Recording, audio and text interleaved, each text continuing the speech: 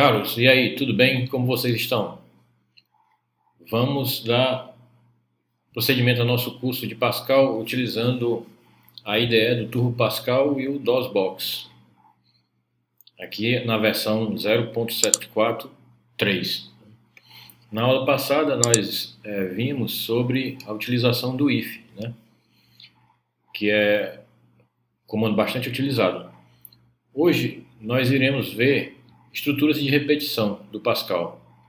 Lembrando que aqui o foco é no Pascal clássico. O Object Pascal atualmente tem a inclusão de várias outras funcionalidades na linguagem, como generics, dentre outras palavras-chave, métodos, programação destinada a mobile, dentre outras coisas, né? Mas nosso foco aqui é no Pascal mesmo, de origem, né? No Pascal original. Nós estamos trabalhando utilizando o Turbo Pascal, então vamos para a nossa pasta de projetos. CD projetos. Não é aulas, é Pascal. Vamos ver em que aula nós ficamos. Aula 10, nós vamos para a aula 11.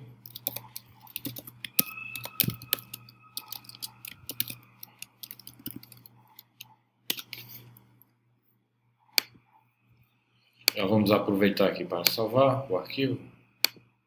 Pronto. Nessa aula nós vamos ver as estruturas de repetição. As mais famosas são for, repeat e while. Então nós vamos estudar aqui sobre o for, repeat e while. Essas são as estruturas de repetição mais conhecidas do Object Pascal. Estruturas de repetição. Já vamos criar logo aqui um novo programa. Vamos chamar ele de aula 11.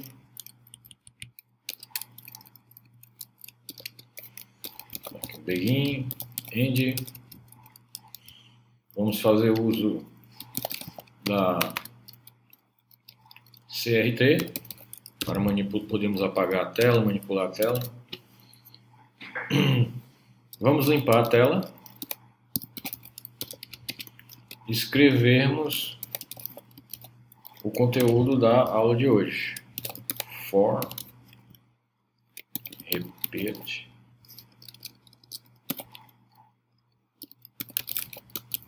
e while. Dessas três estruturas de repetição, podemos dizer que a mais comum seja o for. O que essas estruturas fazem? Elas ficam repetindo determinados comandos pré-definidos por você até que uma condição seja satisfeita. Portanto, nós podemos dar aqui, iniciar, vamos fazer aqui, deixa eu ver aqui, uma separação do que nós vamos falar, né? Nós vamos falar sobre o for, vamos fazer aqui uma pequena separação, o while,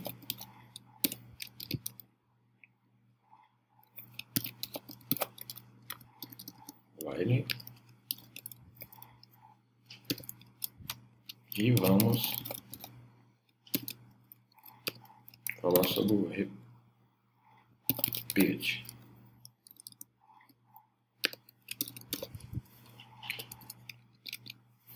O for, ele segue o seguinte padrão. For, aqui você põe com a utilização comum do for, uma variável, e indica o intervalo mínimo e o intervalo máximo que essa variável vai ser, do valor que vai ser atribuído a essa variável. E a sintaxe é for, a variável, o intervalo mínimo, o máximo, seguido da palavra do. Begin e end. Então, o que vai ocorrer aqui é que toda instrução que colocarmos aqui, ela vai ser repetida por 10 vezes, sendo que em cada volta a nossa variável i será incrementada até chegar no número máximo que nós falamos, 10. Né? Portanto,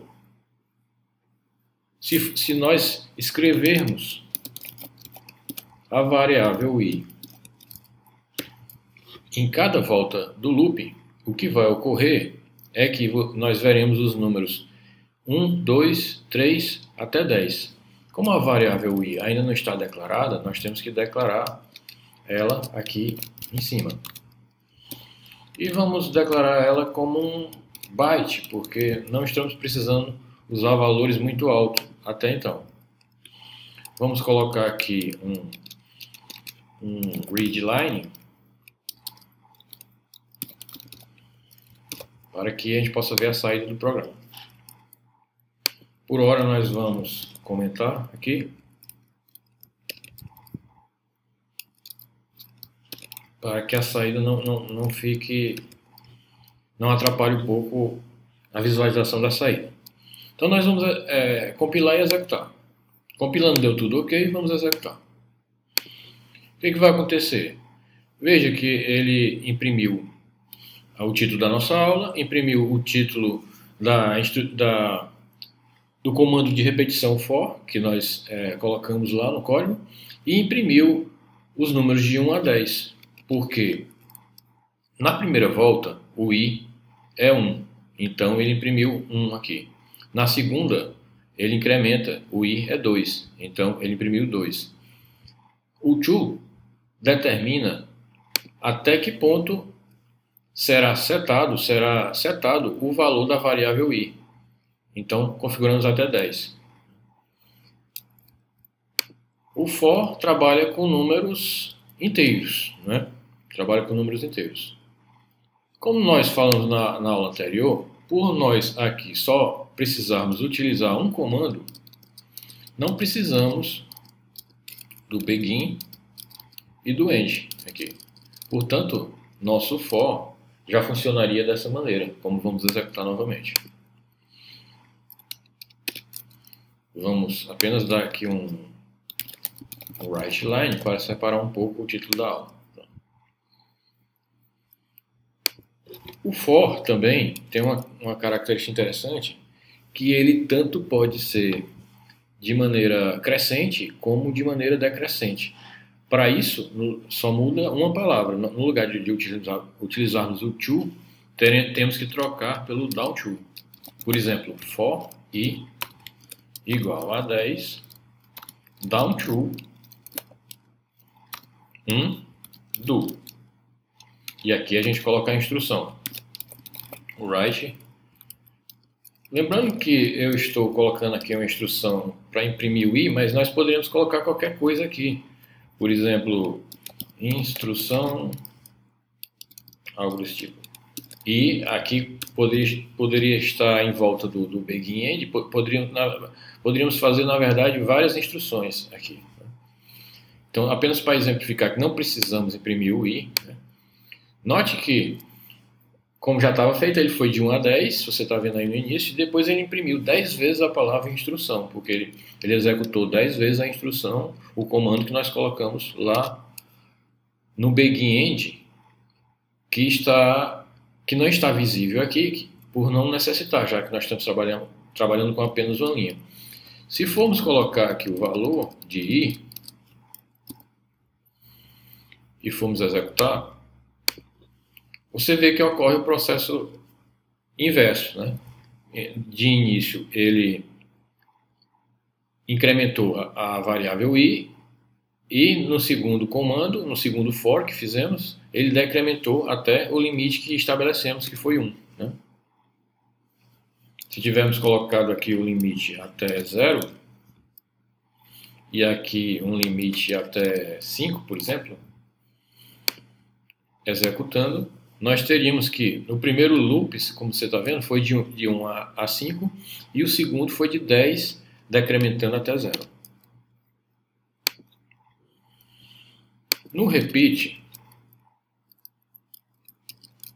ele é um pouco diferente, apesar de ser uma instrução para trabalhar também com repetição. Deixa eu dar aqui algumas linhas para entender.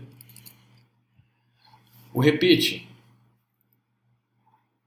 ele vai repetir uma instrução até que uma condição no final da repetição, de cada passo da repetição, seja satisfeita. Por exemplo, a gente pode pegar a mesma variável i e dizer que o valor dela agora vai ser 1. E podemos pedir para que seja repetida uma instrução,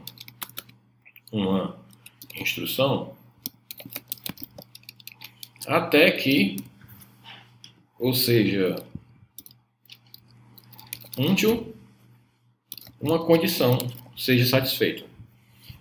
Ou seja, repita essa instrução até que uma condição seja satisfeita. Da mesma maneira, podemos colocar begin. Desculpa, não necessitamos colocar begin end, porque ele já tem um delimitador inicial e um delimitador final. Então, o que nós vamos fazer? Nós vamos dizer que na nossa instrução i vai ser, a cada passo, o próprio i mais 1. E que condição? Nós temos que criar aqui uma condição, que é um booleano que nós vimos em aulas passadas. A condição do nosso repeat é que o i seja maior ou igual a 10. Ou seja,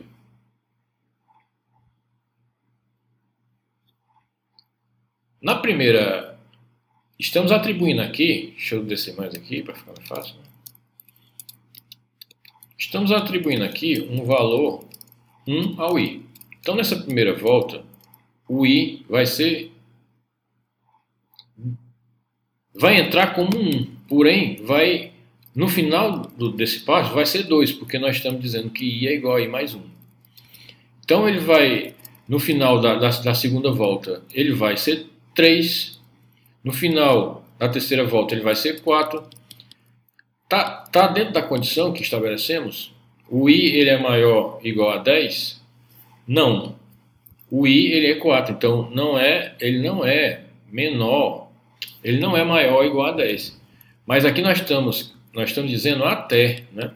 Repetir até que o i seja maior ou igual a 10. Então, como ele ainda não é maior ou igual a 10, repetir os passos.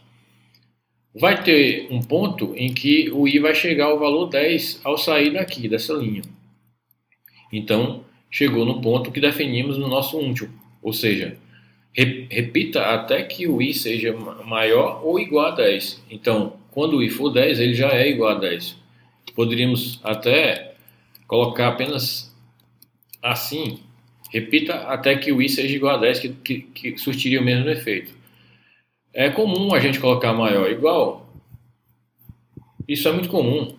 Talvez por uma certa segurança, apesar de que realmente eu concordo que não seja necessário. Eu vou até tirar aqui. Só que a cada volta, nós vamos imprimir o valor do i. Então nós vamos dar aqui um write ln i. E vamos até, por hora, comentar essas instruções para que não atrapalhe o entendimento, né? Então, nós vamos executar para ver o que vai acontecer. Ele está reclamando aqui que eu esqueci, a instrução repeat finaliza com ponto e vírgula, né? Então, eu esqueci de colocar o ponto e vírgula. Vamos compilar. Pronto. E vamos executar. Veja o que aconteceu. Ele imprimiu 2, 3 até 10 e parou no 10, porque a gente pediu para ele repetir até que o i seja 10, né? Mas, veja por que ele não reclamou. Veja que nós esquecemos aqui um ponto e vírgula, ele não reclamou. Lembra em aulas passadas que eu falei que a última instrução não precisa de ponto e vírgula. É uma regra do Pascal. Tá? Nós poderíamos colocar esse write aqui em cima. Write LNI em cima. Vamos ver o que iria acontecer. Note que ele agora foi de 1 até 9. Mas por que ele não foi? Por que embaixo ele começou do 2 e foi até o 10 e em cima ele começou do 1 e só foi até o 9? Primeiro, porque vamos ver em cima. Na primeira volta, o I seria 1. Na segunda volta, o I seria 2. Vamos pular umas voltas aqui. Na nona volta, o I seria 9. Seria impresso 9. E aqui haveria a soma. 9 mais 9 é igual a 9 mais 1, 10. Ou seja, ele já chegou no nosso último. E, portanto, foi por isso que ele imprimiu apenas até o 9. Com a instrução, eu não vou nem apagar, vou comentar. Com a instrução embaixo, ocorre que como a gente viu, podemos até ver de novo, que ele foi, na verdade, do 2 até o 10. Por que ele pulou o 1? Porque aqui definimos que o I, ainda antes de entrar na estrutura de repetição, que o I era 1. E aqui nós já incrementamos o I. Nós dissemos que 1 é igual a 1 mais 1, que dá 2. Então aqui ele já começou, deu o write já com 2. Né? E vamos agora, na segunda volta, ele vai dar o write com 3. Na terceira com 4, e vamos pular agora, vamos até a nona volta, que ele vai dar o write já com o valor 10, porque o I é 10, e como foi satisfeita essa condição aqui, ele parou aqui, ele iniciou do 2 e foi até o 10. Mas como é que a gente faz algo certinho, do 1 até o 10? Para isso nós podemos, dentre outras maneiras, inicializar o I com 0. E agora, se eu for rodar, ocorre que ele vai de 1 a 10, porque como o I entrou aqui inicializado com 0, então aqui nós incrementamos o 0. 0 é igual a 0 mais 1, que vai dar 1. Então, ele fez a repetição desses passos até chegar na condição que estabelecemos aqui. E esse é o while. Vamos tentar aqui comentar, vamos ver se é possível. Tem um comentário aqui já, nós vamos deixar sem ele. E podemos apagar, né? Agora nós vamos ver o while. Né? Opa!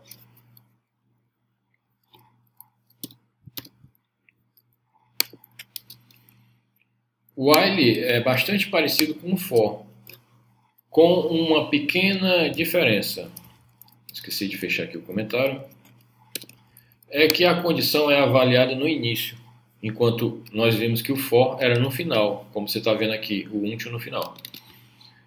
A proposta do while é assim, falando na língua, meio que traduzindo para a língua portuguesa, é assim: enquanto essa condição for verdadeira, faça esses comandos. Né? Então seria assim: enquanto condição for verdadeira, do.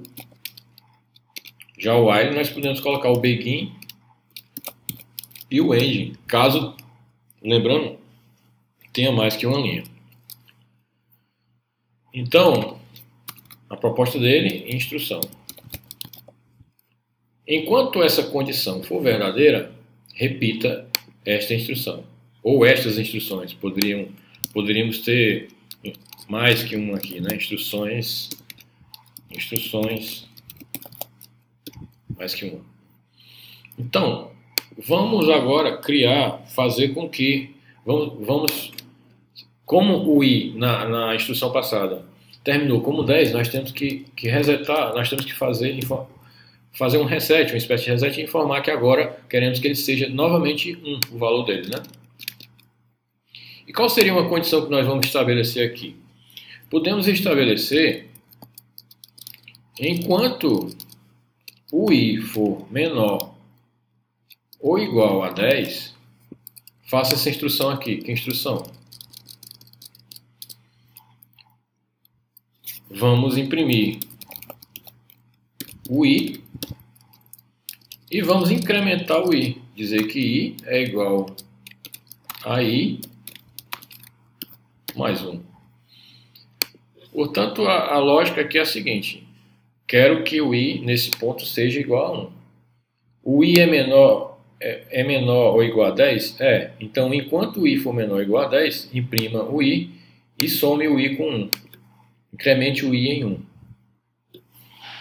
Então, quando chegar aqui, quando o i for 10, né, quando nós tivermos numa volta em que o i entrar como 9, for impresso 9, e nós vamos somar o i com 1, porque 9 é igual a 9, porque nós estamos estabelecendo que o i é igual a 9 mais 1, então vai dar 10.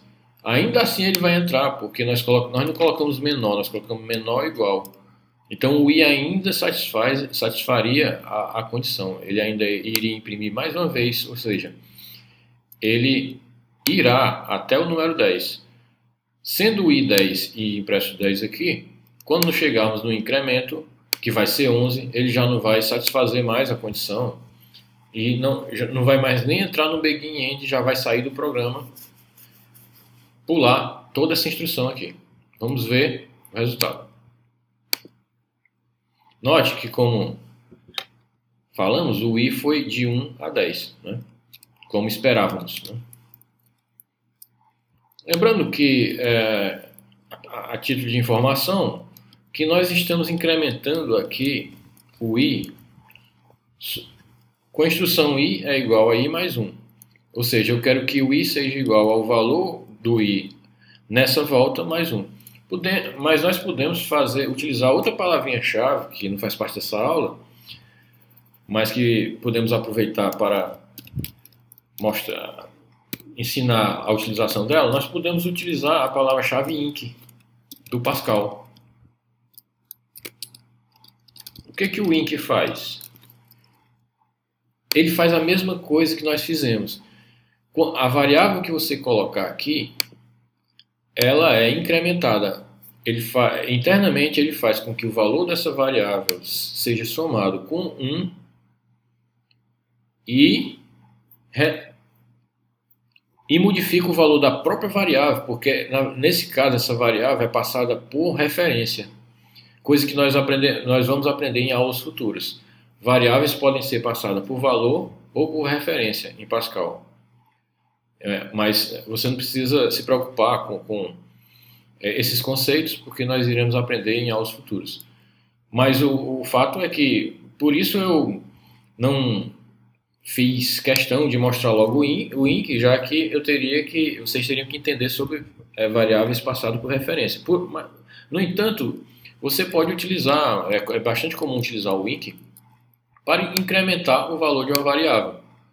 E aqui ele está fazendo o mesmo efeito que faríamos com a instrução i igual a i mais 1. Então vamos rodar. Veja que ele fez a mesma coisa. Se não me engano, eu não sei se é só nas versões novas do Pascal, você pode dizer também aqui o valor do incremento do i, né?